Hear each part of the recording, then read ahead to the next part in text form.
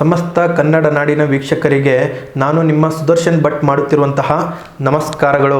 ವೀಕ್ಷಕರೇ, ಇವತ್ತು ನಾನು ಜುಲೈ ತಿಂಗಳ ಮೀನರಾಶಿಯವರ ಸಂಪೂರ್ಣ ಮಾಸಿಕ ಭವಿಷ್ಯವನ್ನು ತಿಳಿಸಿಕೊಡ್ತಾ ಇದ್ದೇನೆ.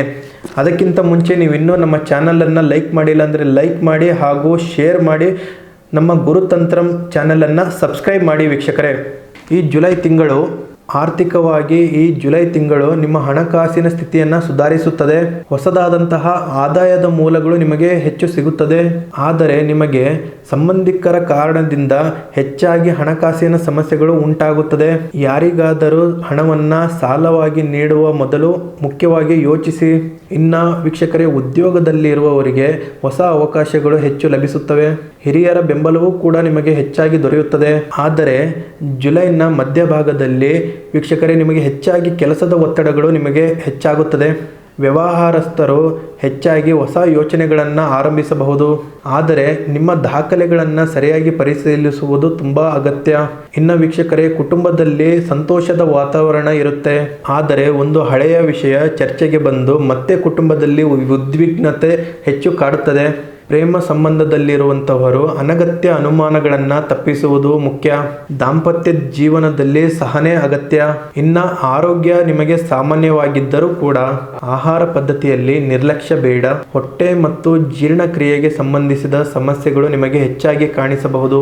ಧ್ಯಾನ ಮತ್ತು ಯೋಗದಿಂದ ನಿಮಗೆ ಉತ್ತಮ ಫಲಿತಾಂಶ ಸಿಗುತ್ತದೆ. ಜುಲೈ ತಿಂಗಳಿನ ಅದೃಷ್ಟವಾದಂತಹ ದಿನಗಳು ಗುರುವಾರ ಮತ್ತು ಸೋಮವಾರ. ನಿಮಗೆ ಅದೃಷ್ಟದ ಬಣ್ಣ ಹಳದಿ ಮತ್ತು ಬಿಳಿ ಬಣ್ಣ. ನೀವು ಈ ಜುಲೈ ತಿಂಗಳು ಪ್ರತಿ ಗುರುವಾರ ಶ್ರೀ ಗುರು ರಾಘವೇಂದ್ರ ಸ್ವಾಮಿಯನ್ನು ಸ್ಮರಿಸಿ ಓಂ ಬೃಹಸ್ಪತಿಯೇ ನಮಃ ಎಂದು ಈ ಮಂತ್ರವನ್ನು 108 ಬಾರಿ ಜಪಿಸಿ ಹಳದಿ ವಸ್ತ್ರಗಳನ್ನು ದಾನವಾಗಿ ನೀಡಿದರೆ ನಿಮಗೆ ಗುರುಗ್ರಹದ ಕೃಪೆ ಹೆಚ್ಚಾಗಿ ಲಭಿಸುತ್ತದೆ.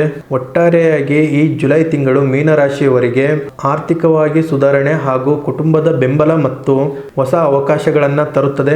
ಆದರೆ ನಿಮಗೆ ಭಾವನಾತ್ಮಕ ನಿರ್ಧಾರಗಳನ್ನು ತಪ್ಪಿಸಿ ಯೋಚನೆಯನ್ನು ಮಾಡಿ ಹೆಜ್ಜೆಯನ್ನು ಇಟ್ಟರೆ ನಿಮಗೆ ಯಶಸ್ಸು ಲಭಿಸುತ್ತದೆ. ಪ್ರತಿಯೊಬ್ಬ ಮೀನರಾಶಿಯವರು ಕೂಡ ಓಂ ಶ್ರೀ ಗುರು ರಾಘವೇಂದ್ರ ಸ್ವಾಮಿಯೇ ನಮಃ ಎಂದು ಕಮೆಂಟ್ ಮಾಡಿ. ನಿಮಗೆ ಈ ವಿಡಿಯೋ ಇಷ್ಟವಾದರೆ ಲೈಕ್ ಮತ್ತು ಶೇರ್ ಮಾಡಿ. ನೀವಿನ್ನೂ ಶ್ರೀ ಗುರುತಂತ್ರಂ ಚಾನಲ್ಗೆ ಈ ವಿಡಿಯೋ ನಿಮಗೆ ಇಷ್ಟವಾದರೆ ಲೈಕ್ ಮತ್ತು ಶೇರ್ ಮಾಡಿ. ಹಾಗೂ ನೀವಿನ್ನೂ ನಮ್ಮ ಚಾನಲ್ ಆದ ಶ್ರೀ ಗುರುತಂತ್ರಂಗೆ ಸಬ್ಸ್ಕ್ರೈಬ್ ಆಗಿಲ್ಲ ಅಂದರೆ ಸಬ್ಸ್ಕ್ರೈಬ್ ಆಗಿ.